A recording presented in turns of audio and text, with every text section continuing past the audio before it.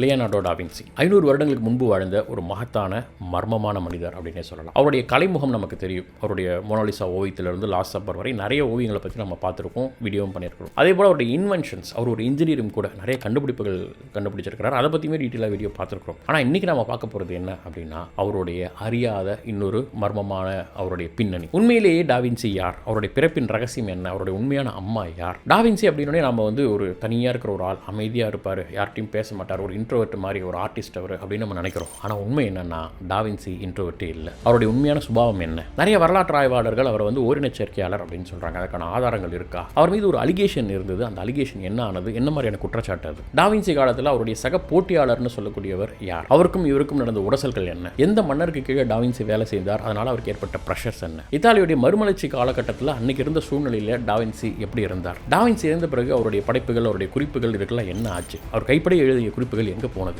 இப்படி டா வின்சிக்கு பின்னாடி இருக்கக்கூடிய நிறைய மிஸ்ட்ரிஸ், மர்மங்களை தானே நம்ம பார்க்க போகிறோம். வணக்கம், நான் உங்கள் மிஸ்டர் ஜிகே.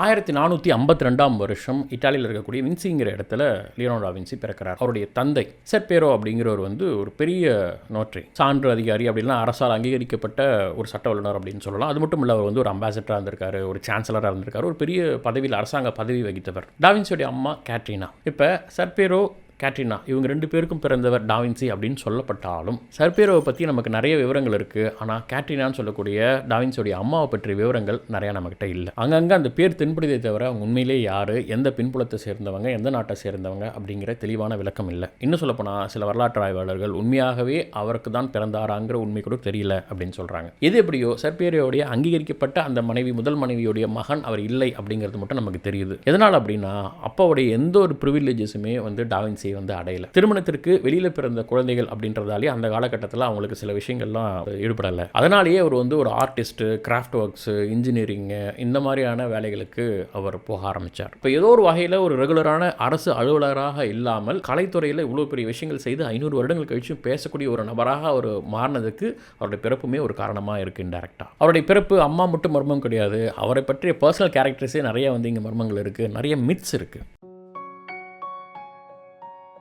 டா வின்சி அப்படின்னாலே பெரும்பாலும் எப்படி கற்பனை பண்ணிக்கிறாங்கன்னா, ஒரு இன்ட்ரோவர்ட், அவர் யார்ட்டையும் பேச மாட்டார், தனியாக ஒரு ரூம்குள்ளே எந்திரன் வசி மாதிரி உள்ளேயே உட்காந்து ஆராய்ச்சி பண்ணிகிட்டு இருப்பார், நிறைய பொருட்களை கண்டுபிடிக்கிறாரு, வரைஞ்சிக்கிட்டு இருப்பார் அப்படின்னு நினைக்கிறோம். ஆனால் டா வின்சி ஒரு இன்ட்ரோவர்ட்டே கிடையாது. வரலாற்று ஆய்வாளர்கள் டா வின்சியோடைய குறிப்பிலிருந்து புரிஞ்சுக்கிறது என்னென்னா, டா வின்சி நன்கு பேசக்கூடியவர், ரொம்ப சோஷியலாக பழகக்கூடிய ஒருவர். இன்னும் சொல்லப்போனால் ராஜாக்கள், நிலப்பிரபுக்கள், பெரிய பெரிய ஆட்கள், ஒரு பொலிட்டிக்கலி பெரிய பொசிஷனில் இருக்கவங்க, மிலிட்ரி கமாண்டர்ஸ், இவங்க கூடலாம் ரொம்ப கம்ஃபர்ட்டாக இன்ட்ராக்ட் பண்ணக்கூடிய ஒரு கான்ஃபிடென்ட்டான பர்சனாலிட்டி அவர் அப்படின்னு சொல்கிறாங்க. இன்ஃபேக்ட் இந்த குணத்தால் தான் அவரால் பெரிய பெரிய ராஜாக்கள், பெரிய பணம் படைத்தவர்கள், செல்வந்தர்கள், பிரபுக்கள், மிலிட்ரி கமாண்டர்ஸ்லேருந்து பொலிட்டிஷியன்ஸ் வரைக்கும் எல்லார் கூடயும் இன்ட்ராக்ட் பண்ண முடிஞ்சுது, அவங்களோட சேர்ந்து அவர் நிறைய வேலைகளை செய்ய முடிஞ்சுது அப்படிங்கிறாங்க. ஸோ அவருடைய அறிவு ஆற்றலை தாண்டி அவருடைய பொலிட்டிக்கல் சர்க்கிள்ஸ் இதெல்லாம் தான் அவரை ப்ரொடெக்ட் பண்ணி அவரை சர்வை பண்ண வச்சது. இன்னி வரைக்கும் நம்ம அவர் பேசுகிறதுக்கு, அவருடைய செயல்களுக்கு நிறைய பெரிய ஆட்களுடைய சப்போர்ட் இருந்தது அப்படின்னு சொல்கிறாங்க. பெரிய ஆட்கள்கிட்ட தன்னை பற்றி சொல்லும்போது ரொம்ப கான்ஃபிடென்ட்டாக, நான் ஒரு பெயிண்டர் அப்படின்னு சொல்ல மாட்டார். அவருடைய எல்லா விஷயங்களும் சொல்லுவார். நான் ஒரு பெயிண்டர், நான் ஒரு இன்ஜினியர், நான் ஒரு ஆர்கிடெக்ட், ஒரு ப்ராப்ளம் சால்வர் அப்படின்னு சொல்லி தன்னை பற்றி தானே நன்கு பேசி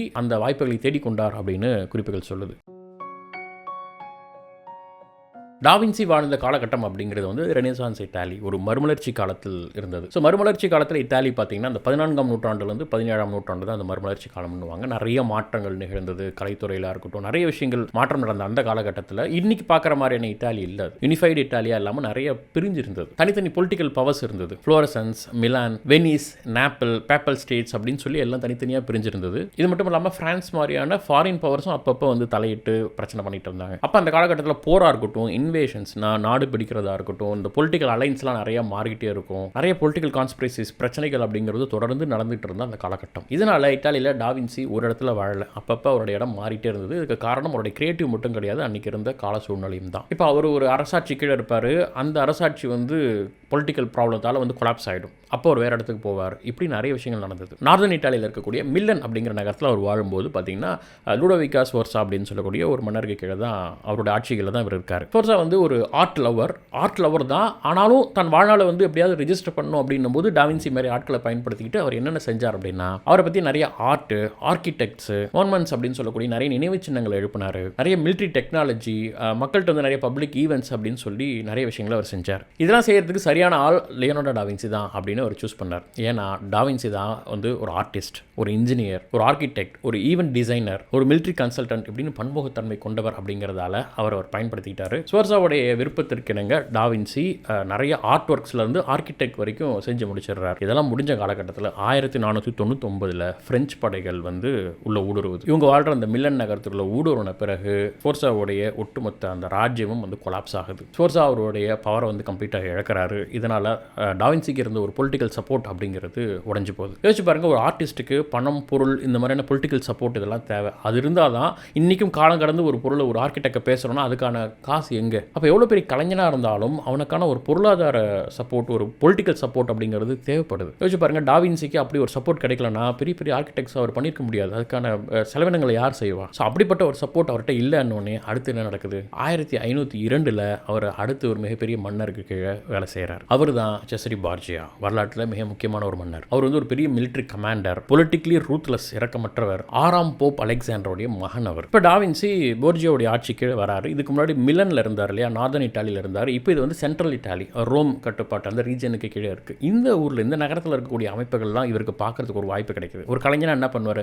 அந்த ஊரை எக்ஸ்ப்ளோர் பண்ணுவார் இல்லையா. அப்படி ஒரு ஆர்வமுள்ள ஒரு மனிதனுக்கு, ஒரு கலைஞனுக்கு, ஒரு ஆர்கிடெக்டுக்கு உள்ள அந்த மனப்பான்மையோட அவர் போகிறார். போயிட்டு அங்கே இருக்கக்கூடிய நிலப்பரப்புகளை பார்க்குறாரு, சாலைகளை பார்க்குறாரு, பெரிய பெரிய அரண்மனைகள், ஃபோர்ட்டு, அதில் இருக்கக்கூடிய டிஃபென்சிவ் சிஸ்டம் என்ன அப்படின்னு நிறைய விஷயங்களை பார்க்குறாரு. இதை வைத்து நிறைய மேப் ட்ரா பண்ணுறாரு. டாவின்சியோடைய நிறைய இந்த மாதிரியான மேப்ஸ் நமக்கு கிடைக்குது. இது எல்லாமே சும்மா ஒரு ஏஸ்தட்டிக்காக ஒரு ஏதோ வரையறான்னு இல்லை, ரொம்ப அக்யூரேட்டாக நிறைய விஷயங்களை கால்குலேட் பண்ணி ஒரு ரியல் மிலிட்ரி ஸ்ட்ராட்டஜிக் வேல்யூ உள்ள ஒரு மேப்பை வந்து அப்போ அவர் பண்ணி கொடுத்துருக்காரு. இந்த இவ்வளோ விஷயங்களை கணிச்சு அதெல்லாம் அந்த அரசாங்கத்துக்கு அந்த காலகட்டத்தில் பெருசாக உதவி இருக்குது. இப்படிப்பட்ட அந்த அரசாட்சியில் இருக்கக்கூடிய இந்த போர்ஜியா மன்னனை பற்றி நிறைய விஷயங்கள் நமக்கு எப்படி தெரிய வருதுன்னா, டாவின்சி மூலமாக இல்லை, மாக்கியவெல்லி மூலமாக. யார் இந்த மாக்கியவெல்லி? டாவின்சிக்கும் மாக்கியவெல்லிக்கும் மைக்கேல் ஏஞ்சலோ இவங்களுக்கும் உள்ள தொடர்பு என்ன?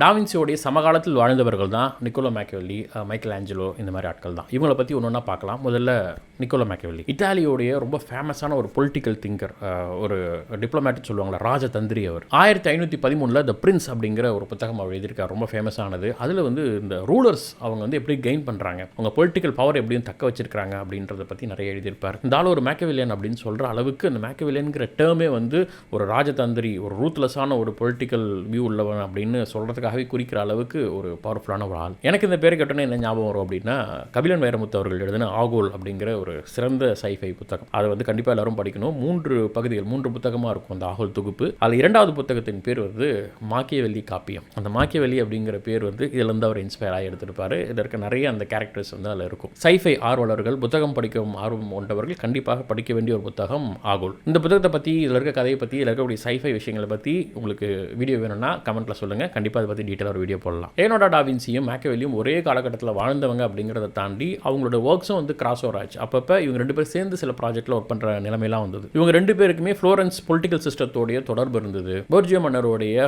ரைஸ் அண்ட் ஃபால், இது 2மே இவங்க நேரடியாக பார்த்தவங்க, தெரிந்து கொண்டவர்கள். அர்னோ ரிவர் ப்ராஜெக்டில் இவங்க 2 பேருமே ஒர்க் பண்ணியிருந்தாங்க, அந்த தொடர்பு அவங்களுக்கு இருந்தது. ஸோ மாக்கியவெல்லிக்கு வந்து இந்த அரசாங்கம், ஆட்சி, இந்த பொலிட்டிக்கல் எப்படி ஒர்க் ஆகுதுங்கிறத பற்றி ரொம்ப ஆர்வமாக அதை பற்றி எழுதினார். அதை பற்றி தெரிஞ்ச ஒரு ஸ்ட்ராங்கான மனிதராக இருந்தார். இன்னொரு பக்கம் டாவின்சி நேச்சுரல் நிறைய புரிஞ்சுக்கிட்டு, இயற்கையோட விதிகள் இதெல்லாம் புரிஞ்சுக்கிட்டு எப்படி நிறைய விஷயங்களை கண்டுபிடிக்கிறதுன்னு இதில் ஆர்வமாக இருந்த ஒரு மனிதர். ஸோ நிறைய பேருக்கு இவங்க 2 பேரும் ஒரே காலத்தில் வாழ்ந்தாங்க அப்படிங்கிறதே தெரியாது. நிக்கோலோ மேக்கியவெல்லி பற்றியே நிறைய பேசலாம். இன்ட்ரெஸ்டட்னா சொல்லுங்கள், அதுவுமே ஒரு தனி வீடியோ போடலாம். மேக்கியவெல்லி போலவே, இன்னும் சொல்லப்போனால் டாவின்சி போலவே இன்னும் ரொம்ப ஒரு இன்ட்ரெஸ்டிங்கான பர்சனாலிட்டி யார் அப்படின்னா மைக்கேல் ஏஞ்சலோ. மறுமலர்ச்சி காலத்துடைய மிக முக்கியமான ஒரு கலைஞன் அப்படின்னு ஒரு சொல்லலாம். டாவின்சி மாதிரி இவரும் வந்து பெயிண்டிங், நிறைய ஸ்கல்ப்சர் ஒர்க்ஸ், ஆர்கிடெக்ட்னு ரொம்ப ஃபேமஸானவர். இவருடைய ரொம்ப ஃபேமஸான ஒர்க்னா அந்த டேவிட், பெய்டா, சிஸ்டைன் சாப்பலுடைய அந்த சீலிங்கில் இருக்கக்கூடிய ஆர்ட் ஒர்க்ஸ், இதெல்லாம் ரொம்ப ஃபேமஸான ஒர்க்ஸ் வருது. இன்னும் சொல்லப்போனால் டாவின்சியும் மைக்கேல் ஏஞ்சலோவும் கிட்டத்தட்ட நிகரானவர்கள். இவங்க 2 பேருக்கும் இடையே வந்து மிகப்பெரிய ஒரு போட்டி இருந்தது, சண்டை இருந்தது அப்படின்லாம் நிறைய பேர் சொல்கிறது உண்டு. அது ஒரு வகையில் கொஞ்சம் எக்ஸாஜரேஷன் தான். ஆனால் இவங்க 2 பேருக்குள்ள ஒரு சின்ன ஒரு காம்படிஷன் அப்படிங்கிறது இருந்தது. அதே மாதிரி இவங்க 2 பேரும் ஒரே மாதிரியான நாட்கள்னா இல்லை, 2 பேரும் வெவ்வேறு தன்மை கொண்டவர்கள். இன்றைக்கி நம்ம 2 ஃபோட்டோ பார்க்கும்போது டாவின்சியும் மைக்கேல் ஏஞ்சலோவும் ஒரே வயசு உள்ளவங்க நம்ம நினச்சாலும் அந்த காலகட்டத்தில் டாவின்சி கொஞ்சம் சீனியர், வயசில் மூத்தவர். மைக்கேல் ஏஞ்சலோ வந்து கொஞ்சம் வகையிலே அவர். டாவின்சி வந்து ரொம்ப எலிகென்ட்டான கொஞ்சம் நேர்த்தியான ஆள். நிறைய விஷயங்களை நுணுக்கமாக பார்த்து செய்யக்கூடியவர். நிறைய எக்ஸ்பெரிமெண்டெல்லாம் செஞ்சு பார்ப்பார். பல சப்ஜெக்ட்ஸில் இன்ட்ரெஸ்ட் கொண்டவர். நமக்கே தெரியும் அவர் வந்து ஆர்ட்லேருந்து, இன்ஜினியரிங்லேருந்து, ஃபிசிக்ஸ்லேருந்து, பயாலஜி, அட்டாப்சின்னு உடல் கூறுகள் சொல்லி நிறைய பன்முகத்தன்மை கொண்டவர். மைக்கேல் ஆஞ்சலோ அப்படின்னா ரொம்ப இன்டென்ஸான ஒரு ஆள். அவருடைய ஓவியங்களாக இருக்கட்டும், சிற்பமாக இருக்கட்டும், ரொம்ப டீப்பாக இருக்கும். அதே சமயம் ரொம்ப காம்படேட்டிவான ஒரு ஆள்னு சொல்லலாம் அவரை. ஃப்ளோரன்ஸ் அரசு என்ன பண்ணுதுன்னா, பெலன்சோ வைக்கோ அப்படிங்கிற ஒரு அரண்மனையில் சுவரோவியங்கள் வரைகிறதுக்காக இவங்க 2 பேருக்குமே உத்தரவு பிறப்பிக்குது. இவங்க 2 பேருமே அதை செய்கிறாங்க. டாவின்சிக்கு வந்து பேட்டில் ஆஃப் ஹங்கேரியும், மைக்கேல் ஆஞ்சலோவுக்கு பேட்டில் ஆஃப் கேசினோ, இந்த 2 கான்செப்டை கொடுக்குறாங்க. இது 2த்தையும் நீங்கள் சுவரோவியங்களாக வரையணும் அப்படின்ட்டு. இந்த ப்ராஜெக்ட்டில் இவங்க 2 பேருக்குமே ஒரு ரியல் டென்ஷன் இருந்ததாக ஹிஸ்டாரியன்ஸ் வந்து சொல்கிறாங்க. இந்த மாதிரி சின்ன சின்ன ப்ராஜெக்ட்ஸில் அப்பப்போ அவங்களுக்குள்ள வந்து ஒரு சின்ன காம்படிட்டிவ் தன்மை இருந்தது தவிர லைஃப் லாங்காக இவங்க 2 பேரும் ஒரு எதிரி மாதிரி வாழ்ந்தாங்க. நிறைய இடத்துல சில பேர் எக்ஸாஜரேட் பண்ணுறாங்க. அந்த அளவு கிடையாது. இதில் ட்ராஜடி என்னென்னா, இவங்க 2 பேரும் போட்டு வரைந்தாலும் அந்த சோரோவியங்கள் இன்றைக்கி முழுசாக நம்மக்கிட்ட இல்லை. நிறையா சிதிலம் அடைந்து பாழடைந்து அது சர்வை ஆகலை. லியோனார்டோ டா வின்சியை பொறுத்தவரை வரலாற்று குறிப்பில் அவருக்கு மனைவிகளோ இல்லை வந்து குழந்தைகளோ இருந்ததற்கான எந்த ஒரு குறிப்பும் இல்லை. அப்போ அவரோட நெருக்கமாக இருந்தவர்கள், நீண்ட நாள் அவர் கூட பழகியவர்கள் அப்படின்னு பார்த்தா 2 பேர் சொல்லலாம். ஒன்று சாலி, 2வது ஃப்ரான்சிஸ்கோ மெல்சி. இவங்க 2 பேரும் யார்? ஜான் ஜைகோமோ கேப்ரோட்டி அப்படிங்கிறது தான் இவரோட உண்மையான பேர். ஆனால் அவருக்கு டாவின்சி வந்து சாலி அப்படிங்கிற ஒரு நேமை வைக்கிறார். சாலிங்கிற நேமுக்கு என்ன அர்த்தம் அப்படின்னா, லிட்டில் டெவில், குட்டி சாத்தான் அப்படின்னு அர்த்தம். ஏன் இந்த பேரை அவர் வச்சார் அப்படின்னா, இந்த சாலி அப்படிங்கிறவர் வந்து இவர் கூட இருக்கக்கூடிய ஒரு ஹவுஸ் ஹோல்டு கம்பேனியன். வீட்டில் இருக்கிறாரு, அவருடைய மாணவராக இருக்கிறாரு, அவருடைய சிஷ்யராக இருக்கிறாரு, அவருக்கு ஒரு அசிஸ்டன்ட் மாதிரி கூடவே வேலை பார்க்குறாரு. இவர் ஏதாவது வரையணும்னா ஒரு மாடலாக அவர் வந்து நிற்பார், மாடலாக அவரை பயன்படுத்திக்கிட்டார். இப்படி அவர் கூட இருந்தவர் தான் அவர். ஆனால் டாவின்சி அவரை பற்றி நிறைய எழுதியிருக்கிறது என்னென்னா, அவர் நிறைய பொய் சொல்கிறாரு, நிறைய பொருட்களை திருடுறாரு, நிறைய சாப்பிட்றாரு, எனக்கு நிறைய தொல்லை கொடுக்குறாரு. அப்படிங்கிறதால நான் அவருக்கு சாலின்னு பேர் வச்சேன் அப்படின்னு சொல்கிறாரு. இவ்வளோ செஞ்சிருந்துமே டாவின்சி அவரை தன் கூட தான் வச்சிருந்தாரே தவிர அவர் வந்து துரத்தி அடிக்கல. ஏன்? அதுக்கு நம்மகிட்ட பதில் இல்லை. வரலாற்றாளர்கள் என்ன சொல்கிறாங்க அப்படின்னா, டாவின்சி வந்து ஒரு ஹோமோசெக்சுவலாக இருக்கலாம் அப்படின்னு நிறைய குறிப்புகளை வைத்து கருதுறாங்க. இன்னும் சொல்ல போனால் 1476 ஒரு செக்ஷுவல் அலிகேஷனில், ஒரு ஹோமோசெக்சுவல் அலிகேஷனில் வந்து இவர் பேரும் டாவின்சி பேரும் வருது. பிறகு அது வந்து டிஸ்மிஸ் செய்யப்படுது அந்த வழக்கு. அதில் வந்து சில பேர் வந்து இல்லை அவர் அரசாங்கத்துக்கு நெருக்கமாக இருந்தாருங்கிறதால டிஸ்மிஸ் செய்யப்படுது அப்படின்னும், இல்லை உண்மையாகவே அவர் அந்த மாதிரிலாம் இல்லைன்னு சொல்கிறவங்களும் உண்டு. சாலி வந்து அவருக்கு கம்ஃபர்டபுளான ஒரு பர்சன் இல்லைனாலும் அவர் கூடவே ட்ராவல் பண்ணதுக்கு வந்து இதுவும் ஒரு காரணமாக இருக்கலாம்னு சில பேர் சொல்கிறாங்க. பட் இதற்கான எந்த ஒரு ஆதாரங்களும் நேரடியாக இல்லை. ஆனால் வரலாற்று ஆய்வர்கள் அவர் படிக்கும்போது, அவர் ஸ்டடி பண்ணும்போது, அவர் ரிலேஷன்ஷிப்ஸ் இதெல்லாம் பார்க்கும்போது ஒரு ஹோமோசெக்சுவலாக இருக்கிறதுக்கான வாய்ப்புகள் இருக்குது. ஆனால் அதுக்கான ஆதாரங்கள் நம்மகிட்ட இல்லை அப்படிங்கிறத மட்டும் சொல்கிறாங்க. டாவின்சிக்கு நிறைய ஸ்டூடெண்ட்ஸில் இன்னொரு முக்கியமான ஸ்டூடெண்ட்ஸ் யாருன்னா ஃப்ரான்சிஸ்கோ மெல்சி. மெல்சி வந்து டாவின்ஸோடைய ஒரு இன்டலெக்சுவல் சைல்டு, ஒரு சிந்தனை வாரிசு அப்படின்னே சொல்லலாம். அந்த சாலியை காட்டிலும் இவர் வந்து கம்ப்ளீட்டாக ஆப்போசிட். நல்ல ஒரு வெல்த்தியான இட்டாலியன் ஃபேமிலியை சேர்ந்தவர், ரொம்ப லாயலாக நடக்கக்கூடியவர், ரொம்ப எஜுகேட்டட், ரொம்ப ஆர்கனைஸ்டாக இருக்கக்கூடிய ஒரு மாணவர். இவர் வந்து டாவின்சி கூடயே அவர் இட்டாலியில் இருக்கும்போது சரி, பிறகு அவர் பிரான்ஸுக்கு போகும்போது அவர் கூடவே தொடர்ந்து பயணம் பண்ணவர். என்ன சொல்றோம்னா, டாவின்சி இறக்கும்பொழுது அவரோட கூடவே இருந்தவர். அவருக்கு பிறகு அவருடைய முக்கியமான குறிப்புகள், உடைமைகள் எல்லாமே மெல்சி தான் வந்து பாதுகாத்தார் அப்படின்னு சொல்லலாம். டாவின்சி இறக்கும்பொழுது மெல்சி கிட்ட முக்கியமான அவருடைய நிறைய அறிவுசார் உடைமைகளை அவர்கிட்ட தான் ஒப்படைச்சார். முக்கியமாக அவர் கைப்பட எழுதின மேனுஸ்கிரிப்ட்ஸ், நிறைய கையெழுத்து பிரதிகள், டிராயிங்ஸு, நோட் புக்ஸு, நிறைய புத்தகங்கள், அவர் எழுதின குறிப்புகள், அவர் நிறைய செஞ்ச மாடல்ஸ், அந்த இன்ஸ்ட்ருமெண்ட்ஸ், இது எல்லாத்தையுமே வந்து கொடுக்குறார். 1519 லியோனார்டோ டா வின்சி வந்து பிரான்ஸில் இறந்து போகிறார். அப்போ அவர் கூட மெல்சி இருக்கிறாரு. இவருடைய எல்லா அந்த ப்ராப்பர்ட்டிஸ், இந்த உடைமைகள், அவரோட குறிப்புகள், இது எல்லாத்தையும் மெல்சி தான் பிரான்ஸில் இருந்து இட்டாலிக்கு கொண்டு போகிறார். இதற்கிடையில் டாவின்சி எப்படி இறந்தார் அப்படிங்கிறதுக்கும் நிறைய குறிப்புகள் நம்மகிட்ட இல்லை. பெரும்பாலும் அது வந்து ஒரு இயற்கை மரணம். கொஞ்சம் அவருக்கு ஸ்ட்ரோக் வந்து இறந்திருக்கலாம்னு நிறைய வரலாற்று ஆய்வாளர்கள் நம்புறாங்க. அதுக்கு காரணம் அவருடைய ஆக்டிவிட்டி, அவருக்கு சொல்லப்படுற உடல் உபாதைகளை வைத்து அவருக்கு ஸ்ட்ரோக்கால் இறந்து போயிருக்க நிறைய வாய்ப்பு உண்டுன்னு சொல்கிறாங்க. பட் ஆனால் கிளியராக நமக்கு தெரியல எதனால் இறந்தார்னு. டாவின்சி இறந்த உடனே அவருடைய அந்த குறிப்புகள் இது எல்லாத்தையும் எடுத்துக்கிட்டு, அவர் கொடுத்த அந்த அத்தனை உடைமைகளும் எடுத்துக்கிட்டு மெல்சி வந்து ஃப்ரான்ஸ்லேருந்து இட்டாலிக்கு கொண்டு போகிறார். அவர் தான் அங்கே போன பிறகு மெல்சி தான் இதை வந்து ஒழுங்காக ப்ரிசர்வ் பண்ணுறாரு, அதை ஆர்கனைஸ் பண்ணுறாரு, எல்லாத்தையும் பிரித்து வகையாக கிளாஸிஃபை பண்ணுறாரு. அவருடைய குறிப்புகளை, அவரோட நிறைய கைப்பட அங்கங்கே எழுதின சின்ன சின்ன குறிப்புகள்லாம் தொகுத்து ஒரு கட்டுரையாக்கி இன்றைக்கி நம்ம யூஸ் பண்ண முடியுதுன்னா அது வந்து மெல்சியோட ஒர்க் தான். ஸோ அப்படி டாவின்சியோடைய மிக பொக்கிஷமான நிறைய விஷயங்கள் இன்றைக்கி நமக்கு வந்து சேர்ந்ததுக்கு ஃப்ரான்சிஸ்கோ மெல்சி ஒரு முக்கியமான காரணம். அவர் வந்து அப்பிறகு இறந்து போகிறார். அவர் இறந்து போன பிறகு டாவின்சியோடைய குறிப்புகளும் மெல்ல மெல்ல கொலாப்ஸ் ஆக ஆரம்பிக்குது. மெல்சியோடைய சீடர்கள் இருப்பார்கள் இல்லையா, அவர்கிட்ட அவர் ஒப்படைச்சிட்டு அவர் இறக்குறாரு. ஆனால் அவர்களுடைய சீடர்கள் வந்து அது சரியாக அவருடைய மாணவர்களை வந்து பாதுகாக்கலை. அவர் இறந்த உடனே டாவின்சியோடைய நிறைய குறிப்புகள் அங்கங்கே சில பக்கங்கள்லாம் வந்து விற்கப்படுது. நிறைய பெரிய ஆட்கள் வந்து கொஞ்சம் எடுத்துகிட்டு போயிடுறாங்க. நிறைய ஒர்க்ஸ் வந்து தனித்தனியாக அவர் கம்பைன் பண்ணி வச்சதெல்லாம் பிரிச்சிடுறாங்க. வேறு வேறு கலெக்ஷன்ஸ், வேறு வேறு இடங்களில் போயிட்டு அவருடைய குறிப்புகள் போய் சேருது. இப்படி நிலைமை மோசமான ஒன்று தான் வராரு பாம்பியோ லியோனி அப்படின்னு சொல்லக்கூடிய ஒரு கலெக்டர். அவர் தான் என்ன பண்ணுறாரு, இதெல்லாம் சேகரிக்கிறார்.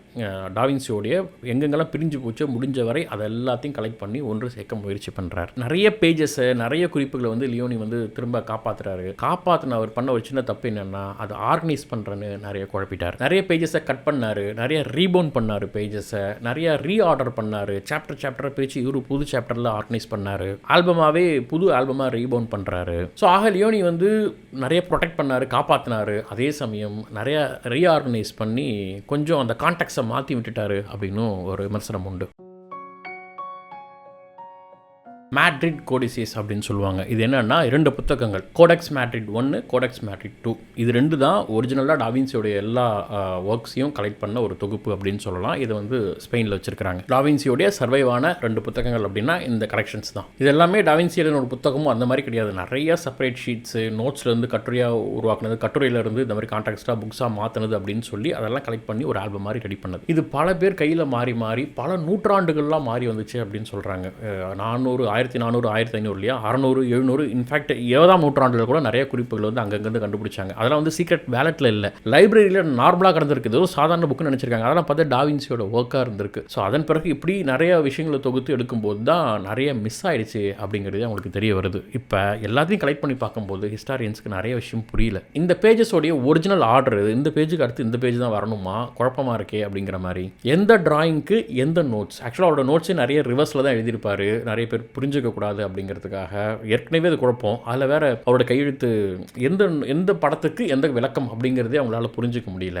எந்த எக்ஸ்பெரிமெண்ட்டை முதல்ல பண்ணிட்டு அதுக்கப்புறம் இந்த எக்ஸ்பெரிமெண்ட்டுக்கு வந்தார், அப்போ அது இம்ப்ரூவ்மெண்ட் ஆயிருக்கா, எந்த கான்டெக்ட்ல இது எழுதினாரு, அந்த எக்ஸ்பெரிமெண்ட் ஃபெயிலியரா இல்லை சக்ஸஸா, இந்த படத்துக்கு இந்த எக்ஸ்பெரிமெண்ட் வந்து ஃபெயிலியர்னு காட்டுது, ஆனால் இதுக்கு இந்த படம் தானா, அவருடைய ஐடியாஸை வந்து எப்படி ஆர்கனைஸ் பண்ணாரு, ஸ்டெப் பை ஸ்டெப்பாக அவருடைய ஐடியாஸ் எப்படி எவால்வ் ஆச்சு, இது எல்லாமே இந்த அன்ஆர்கனைஸ்டு பேப்பர்ஸால் வந்து அவங்களால புரிஞ்சிக்க முடியல ஹிஸ்டாரியன்ஸால். இப்போ முக்கியமான குறிப்பு அந்த 2 புத்தகம் வந்து ஸ்பெயினில் இருக்குன்னு நம்ம சொன்னாலுமே இன்னுமே டாவின்சியோட குறிப்புகள் நிறைய இடத்துல இருக்குது. இட்டாலியில் இந்த மிலன் சொன்னோம் இல்லையா, அங்கே கொஞ்சம் குறிப்புகள் அவரோட ஒர்க்ஸ்லாம் சிலது இருக்குங்கிறாங்க.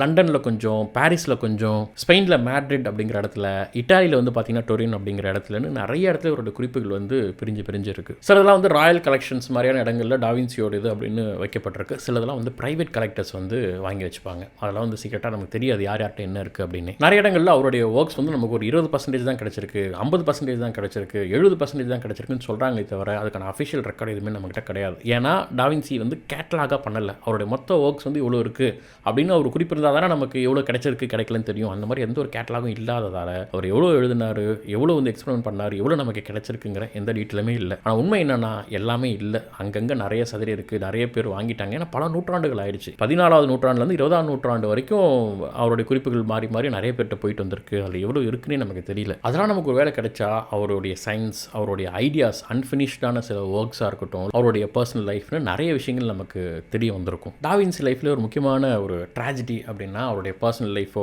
இறந்ததோ கிடையாது, அவருடைய கண்டுபிடிப்புகள் இன்னும் அடுத்த கட்டத்துக்கு போகாமல் இருக்கிறது தான் அப்படின்னு சொல்லலாம். டாவின்சினாலே நமக்கு வந்து அந்த மோனாலிசா ஓவியம் இல்லை லாஸ்ட் சப்பர் அப்படி இல்லைனா 1-2 அந்த அவர் போர்க்கருவிகள் செய்தார், ஸ்விம்மிங் பூலுக்குள்ளே போகிறதுக்கான அந்த ஸ்விம் சூட்டை செஞ்சார், இப்படி நமக்கு சில விஷயங்கள் தெரிய வருது. ஆனால் ஒரு பயாலஜியா ஃபிசிக்ஸா நிறைய விஷயங்கள் அவர் வந்து டச் பண்ணியிருந்தார் அந்த காலகட்டத்தில். இப்போ அனாட்டமின்னு எடுத்துக்கிட்டோம்னா உடற்கூறு ஆய்வுகளில் நிறைய விஷயங்களை அவர் அப்போ செஞ்சார். அதெல்லாம் நிறைய தடை இருந்தது, சர்ச்சுகளால் தடை செய்யப்பட்டது. பிணங்களை வந்து நீங்கள் கூறு போடக்கூடாது, ஆய்வு செய்யக்கூடாது அப்படின்னு தடைகள் இருந்தது. அதெல்லாம் மீறி அவர் செஞ்சார். அனாட்டமியாக இருக்கட்டும், மெக்கானிக்ஸாக இருக்கட்டும், ஜியாலஜி, வாட்டர், ஆப்டிக்ஸு, இன்ஜினியரிங், இப்படி நிறைய விஷயங்களை வந்து ரொம்ப டீப்பாக உள்ளே போய் அதுக்காக ரிசர்ச் பண்ணார். பிரச்சனை என்னென்னா இதெல்லாம் அவர் எதுவுமே பெருசாக பப்ளிஷ் பண்ணலை. அங்கொன்று இங்கொன்றுமா நமக்கு குறிப்புகள் தான் கிடைச்சிருக்கே தவிர அதனால் பின்னாடி வரக்கூடிய சயின்டிஸ்ட்டு ரிசர்ச் பண்ணுறவங்களுக்கு அந்த டாக்குமெண்ட்ஸை வச்சு ப்ராசஸ் பண்ண முடியல. அப்போ ஒரு விஷயத்தை இன்வென்ஷன் ஆர் டிஸ்கவரி பண்ணுறதுங்கிறத தாண்டி அதை சயின்ஸாக மாற்றுறது, அதை இன்ஜினியரிங்காக மாற்றுறதுங்கிறது அடுத்த லெவல், அடுத்த கட்டம். அதுக்கு இது நகரவே இல்லை. ஒரு நாலேஜை சயின்ஸாக மாற்றணும் அப்படின்னா